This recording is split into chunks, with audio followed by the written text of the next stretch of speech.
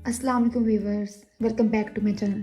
कैसे हैं आप सब? उम्मीद है आप सब खैरियत से होंगे। आज मैं आपके लिए लेके आई हूँ चना चाट की रेसिपी। ये बहुत ही सिंपल और इजी रेसिपी है और ये बहुत ही मज़ेदार और रिफ्रेशिंग बनती है। बहुत ही मज़े की बनी हो। चलो मैं आपको रेसिपी बताती हूँ।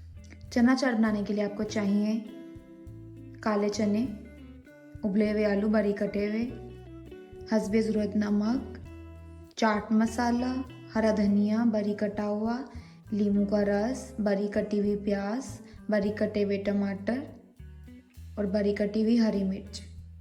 अब आप इन सब अज़ा को आपस में मिक्स कर देंगे।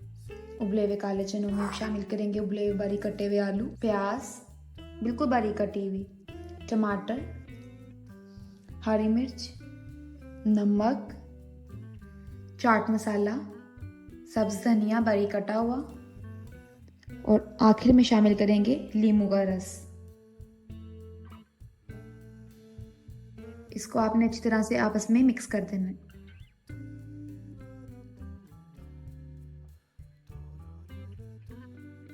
आप मेरे चैनल पर नए हैं तो मेरे चैनल को सब्सक्राइब कीजिए और वीडियो को लाइक कीजिए और शेयर भी कीजिए।